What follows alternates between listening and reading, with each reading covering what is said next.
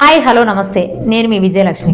Davos పర్యటన విజయవంతం చేసుకుని ఆంధ్ర రాష్ట్రానికి తిరిగి వచ్చిన రాష్ట్ర ముఖ్యమంత్రి నారా చంద్రబాబు నాయుడిని అమరావతి క్యాంప్ ఆఫీస్ వద్ద మర్యాదపూర్వకంగా కలిసి కృతజ్ఞతలు అభినందనలు తెలిపిన అనంతరం సీఎం క్యాంప్ ఆఫీస్ వద్ద ఏర్పాటు చేసిన మీడియా సమావేశంలో విజయనగరం పార్లమెంట్ సభ్యులు కలిసెట్టి అప్పలనాయుడు మాట్లాడుతూ టీడీపీ పార్టీ జాతీయ అధ్యక్షులు నారా చంద్రబాబు నాయుడు ఆంధ్రప్రదేశ్ రాష్ట్రానికి 4వ ముఖ్యమంత్రిగా ప్రమాణ స్వీకారం చేసిన రోజు నుంచి ఈ రోజు వరకు రాష్ట్ర అభివృద్ధి సంక్షేమం విషయంలో రాజీ పడని నిరంతర శ్రామికుడిగా పనిచేస్తూ కూటమి ప్రభుత్వం కొలువైన సుమారు 7 నెలల కాలంలో ప్రపంచ దేశాలు ఆంధ్రప్రదేశ్ వైపు చూసేలా చేశారు అని కొనియాడారు.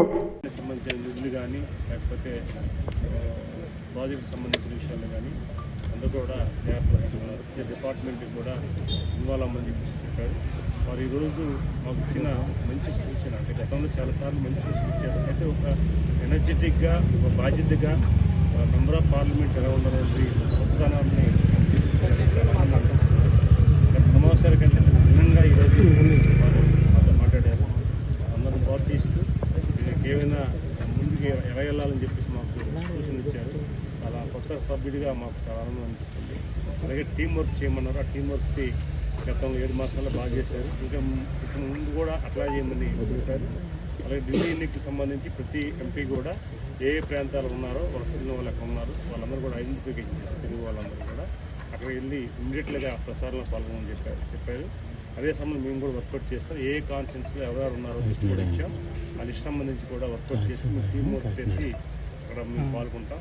అదే సమయంలో ఈ రాష్ట్రానికి ప్రతి విషయంలో కేంద్రం ఏది సహకరిస్తుందో దానికి సంబంధించిన ప్రజలు తెలియాలని చెప్పేసి చెప్పాలని చెప్పారు.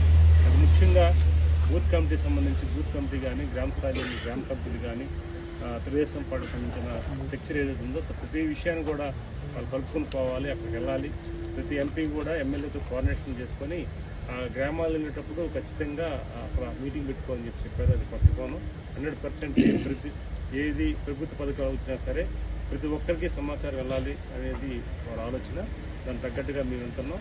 వారు ఇచ్చిన ఈ సమావేశం సూచన మాత్రం మాకు పొలిటికల్కి కానీ లేకపోతే ప్రజాసేవకు కానీ చాలా అవసరం చెప్పి సందర్భంగా మేడ్చల్ మల్కాజ్గిరి జిల్లా కలెక్టర్ కార్యాలయంలో మాజీ ఎమ్మెల్యే కాంగ్రెస్ పార్టీ రాష్ట్ర నాయకులు కోనా శ్రీశైలం గౌడ్ గారు మేడ్చల్ మల్కాజ్గిరి జిల్లా కలెక్టర్ ని కలిసి ఇందిరమ్మ ఇల్లు అర్హులైన నిరుపేదలకు అందేలా చర్యలు చేపట్టాలని కలెక్టర్ కి వినతి పత్రం అందజేశారు.